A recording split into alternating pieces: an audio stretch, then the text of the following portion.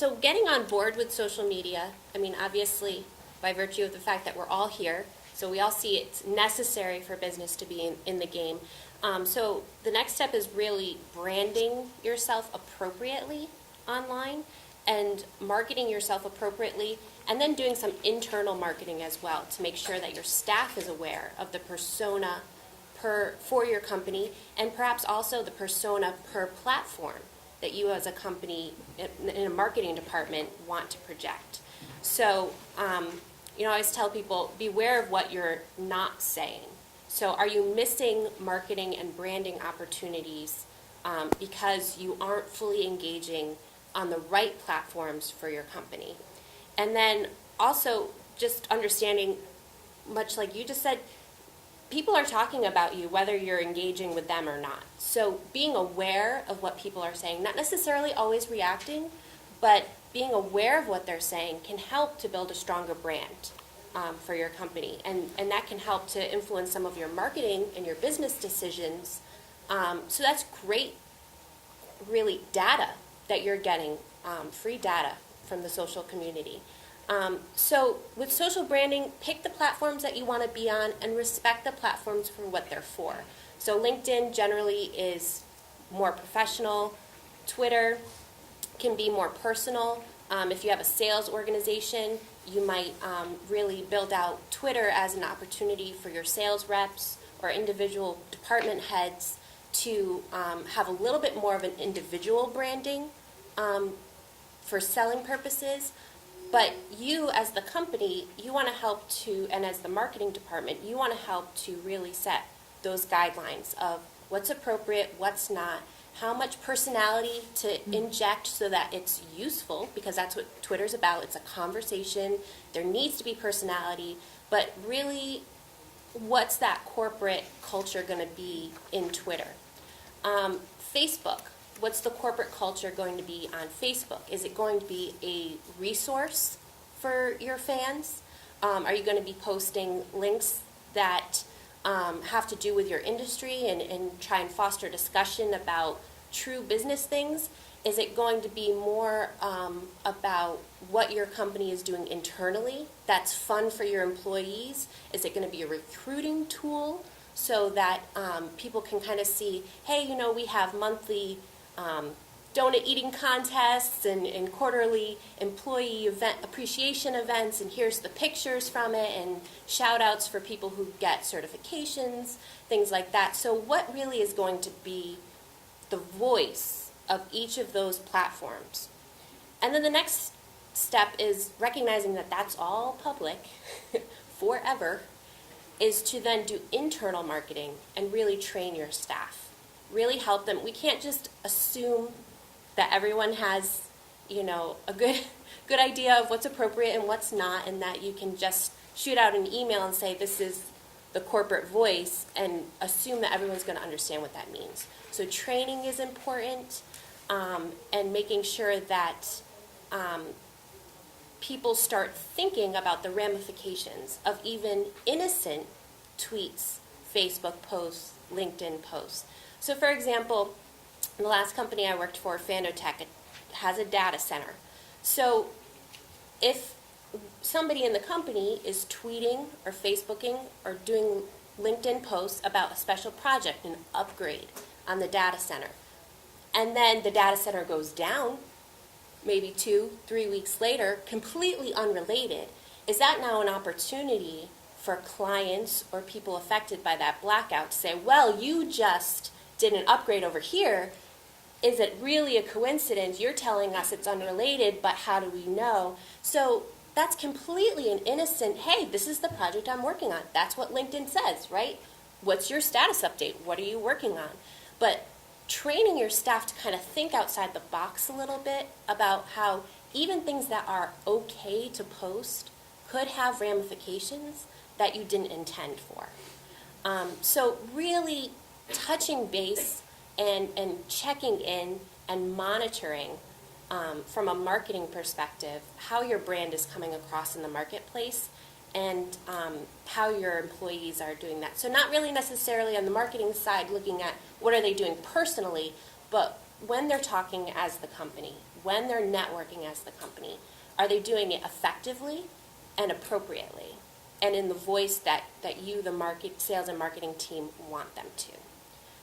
So that's really the key in the marketing realm is pick a voice per platform. And just one other thing, again, back to respecting the platform, there's a lot of plugins where you can post one place and it's going to post everywhere.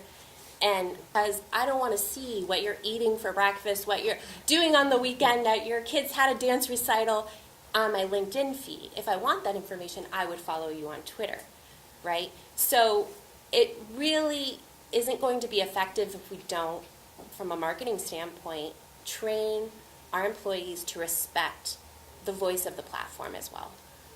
Can I follow up on that, which is also make sure you're monitoring it. There is a local arts agency here in Hartford that I won't mention by name for fear that they're here, but this week I've received a spam direct message from them, and then I've received reply as well. I haven't received an apology. I haven't received oops, we lost control of the account. And I unfollowed them. And, I'm not going to hear from them again. And so remember, it takes a while to build up your credibility. It takes a while to build up your followers. You can lose it in about 5 seconds. If they did apologize, would you feel differently? If they sent out an apology? Yeah. But I don't have time. I don't have time to monitor things, and if I'm getting spam or emails or things that are just clutter, and we all are trying to streamline our lives and work through the clutter of things. That's I think a lesson in terms of working with those customers to make sure they understand that. And I think that's a good lead into what I'm going to talk about. From my standpoint, I'm a crisis manager. I'm a crisis communications manager. And social media for me and for my clients is like fire. You can use it to warm your hands or start a forest fire, and I've seen them both. The good news about when you want to use social media during a crisis is it's nimble, it's credible, it's owned media, it's media you essentially have control of the message. So when a client is in crisis and they have to get out their point of view, the good news about social media is it's fast. It's a lot faster than having to bring in the webmaster and change the web. But it's not useful during a crisis if you don't already have followers. If you don't already have people listening, and you think, I'm only going to use Twitter or Facebook when I need to talk to people. There are no people. This is not a broadcast system.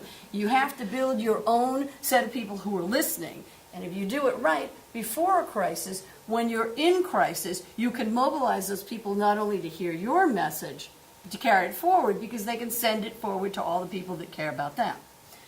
For clients, I have some clients that don't like social media, never will like social media. Their CEOs are people that don't use it personally, so as far as they're concerned, it's just something for their kids to say, I'm going to the mall. For those clients, I have stopped pushing because it's really like teaching a pig to sing. They're just never going to be happy with you. But I will put in social media in crisis plans for those people as a listening device. You don't have to talk, but it's a wonderful listening device. It goes back to what Gillian's saying, and you can actually set up things like Twitter. You can set it up in Hootsuite to follow trends, and you can actually listen without saying anything. The other thing I advise to clients who hate social media is do me a favor and start grabbing a lot of the Twitter tags that could be bad. Your company plus the word sucks. Get it, mobilize it so somebody else can't have it. So the good news about social media is it's a wonderful way within a crisis to communicate. The bad news is it's too fast. It's too responsive. We've seen what that speed has done. And it also gives your management, once they get religion and they think, oh, this stuff is really great, we can talk to people, they tend to want to react to everything. And it goes back to what Gillian was saying. Just because somebody posts something nasty, You don't have to respond with equal enthusiasm, shall we say. Microsoft does not, it has a policy that it will only respond when there are incorrect facts. They know everybody hates them. They're fine. They're down with that. They're Microsoft. So they have a rule that they will not respond to emotion. They will only respond to fact. So there is a problem when your CEO or some of the people in the C-suite fall in love with social media. Oh, good. Let's talk back. Let's talk back. So you have to be able to stop them from overreacting, especially during a crisis. The other issue during crisis especially is that every one of your employees now has a megaphone. You know, that they have that megaphone in their pocket. They can talk. They can talk during a crisis. And so in the good old days, when we would first shut everything down during a crisis and say, okay, all the responses are going to come to me, I'm going to handle that, you still do that. But you also have to understand that you have to start off every crisis with not only a media policy, but a social media policy. And this goes back to what Dan is saying. I cannot tell you, you cannot post on Facebook. Our social media policies during crisis is, this is why we don't want you to. This will do damage to the message. So we basically get them on board. We dealt with a client that had a very young workforce, and we knew perfectly well the very outrageous thing. One of the employees got arrested right on site. Everybody saw them. A lot of the people that were around him were people he'd hired. We knew that they were all, as soon as it was ready, and so we immediately put out the policy that says, we don't want you to do this because. So I think of it as the porous organization. There's no more shutting it down, but you can at least give them guidelines. You can at least say, do not. We don't think you can say you cannot. But let me give you an example of just how awful this could be. We were working for a company that was going for a soft landing. They brought us in because they thought they could get away with closing down a bunch of stores and staying in business. And if you will be able to guess who this is. They brought us in and they said, okay, we're going to close this many stores, and we had a wonderful strategy.